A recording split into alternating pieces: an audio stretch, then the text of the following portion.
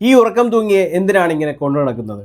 ഇവൻ എങ്ങനെ ടീമിലെത്തിയത് പോട്ടെ, ഇവനെ എന്തിന് ക്യാപ്റ്റനാക്കി? സൗത്ത് ആഫ്രിക്കൻ ക്യാപ്റ്റൻ ടെംബ ബൗമയെക്കുറിച്ചാണ്. ഈ ചോദ്യങ്ങളൊക്കെ ചോദിച്ചത് സൗത്ത് ആഫ്രിക്കക്കാരല്ല, മലയാളികൾ ഉൾപ്പെടെയുള്ള ഇന്ത്യക്കാരുടെ അവലാതികളാണിത്. 2023 ലോകകപ്പ് സമയത്താണ് ഈ ട്രോളുകളും പരിഹാസങ്ങളും അതിൻ്റെ ഉച്ചസ്ഥായിയിലെത്തിയത്. എല്ലാത്തിനും ബൗമ മറുപടി കൊടുത്തിരിക്കുകയാണ്. ക്രിക്കറ്റിലെ ഏറ്റവും വിലപിടിച്ച പുരസ്കാരം ക്യാപ്റ്റൻ എന്ന രീതിയിൽ മുന്നിൽ നിന്ന് നയിച്ചുകൊണ്ട് അദ്ദേഹം കരസ്ഥമാക്കിയിരിക്കുകയാണ്.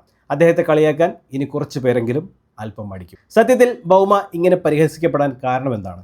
ലോകകപ്പിന് മുന്നോടിയായി ക്യാപ്റ്റന്മാർ പങ്കെടുത്ത ഒരു ചടങ്ങിൽ അദ്ദേഹം ഇരുന്ന് മയങ്ങുന്ന ചിത്രമാണ് ഈ ട്രോളുകളെല്ലാം പെട്ടെന്ന് പ്രചരിക്കാൻ കാരണം. ഒരുപക്ഷെ ലോകകപ്പിന് മുമ്പ് ഇന്ത്യയുമായി നടന്ന സീരീസിൽ 2-3 ലിമിറ്റഡ് ഓവർ മത്സരങ്ങളിൽ മാത്രം ബൗമയെ കണ്ടവരായിരിക്കണം അതിന് പിന്നിൽ. 2023 ലോകകപ്പിലെ ആദ്യ മത്സരത്തിൽ 8 റൺസ് എടുത്ത് ഔട്ടായതും ഒരു ക്യാച്ച് ഡ്രോപ്പ് ചെയ്തതുമാണ് ആ ട്രോളുകൾ വർദ്ധിക്കാൻ കാരണം. അതോടെ അവർ ബൗമയെ ഒരു ബാധ്യതയായി പ്രഖ്യാപിച്ചു. ഈ പരിഹാസങ്ങളെല്ലാം പക്ഷേ അത്ര നിഷ്കളങ്കമാണെന്ന് തോന്നിയിട്ടില്ല. അയാളുടെ കുറിയ രൂപവും മറ്റും അയാളെ ഒരു തമാശയായി കാണാൻ പലരെയും പ്രേരിപ്പിക്കുന്നു എന്ന് പല കമൻറ്റുകളും ട്രോളുകളും കണ്ടാൽ മനസ്സിലാവുക തന്നെ ചെയ്യും. കളിയുടെ കാര്യം പറഞ്ഞാണ് കളിയാക്കലുകൾ നടന്നിരുന്നതെങ്കിൽ അത് ആ കളിയാക്കുന്നവരുടെ അറിവില്ലായ്മ എന്നതിനപ്പുറം മറ്റൊന്നും പറയാനില്ല.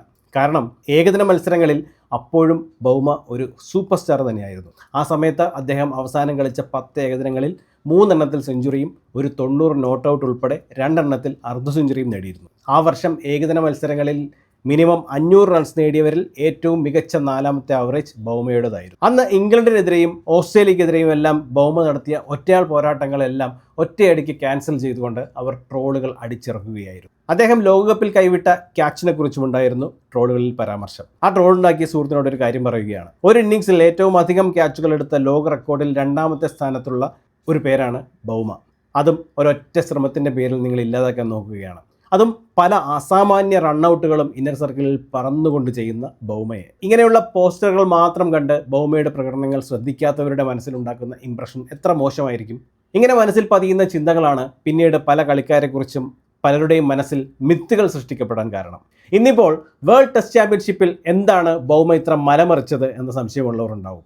ഈ ടെസ്റ്റ് ചാമ്പ്യൻഷിപ്പ് കിരീടം ഒരു മറുപടി തന്നെയാണ്, ബൗമ കൊടുത്ത ഉഗ്രൻ മറുപടി. കാരണം അദ്ദേഹം മുന്നിൽ നിന്നാണ് നയിച്ചത്. ഈ ലോക ടെസ്റ്റ് ചാമ്പ്യൻഷിപ്പ് സർക്കിളിൽ 500-ലധികം റൺസ് നേടിയവരിൽ ഏറ്റവും മികച്ച ആവറേജ് ബൗമയ്ക്കാണ്. പാകിസ്ഥാനെതിരെയും ശ്രീലങ്കയ്ക്കെതിരെയുമുള്ള നിർണായക മത്സരങ്ങളിൽ അദ്ദേഹം സെഞ്ചുറിയും നേടിയിരുന്നു. ഈ ഫൈനൽ മത്സരത്തിൽ പോലും സൗത്ത് ആഫ്രിക്കയുടെ 2 ഇന്നിങ്സിലും സെക്കൻഡ് ടോപ്പ് സ്കോറർ ബൗമ തന്നെയാണ്. അദ്ദേഹത്തിന് ആത്മാഭിമാനത്തോടെ കിരീടം ഉയർത്താൻ ഇതുമാത്രം പോരെ. ഇതൊക്കെ ആണെങ്കിലും പലരും ഇപ്പോഴും ബൗമ ഒരു സൈഡിൽ നിന്ന് ഭാഗ്യം കൊണ്ട് കപ്പ് ഉയർത്തിയവനാണെന്നൊക്കെ പറയുന്നുണ്ടാവും. അത് അതിൻ്റെ വഴിക്ക് നടക്കട്ടെ. മറ്റൊരു വീഡിയോയുമായി വീണ്ടും കാണാം. കൂടുതൽ വീഡിയോകൾക്കായി ദയവായി ചാനൽ സബ്സ്ക്രൈബ് ചെയ്യാൻ ശ്രമിക്കുക. നന്ദി, നമസ്കാരം.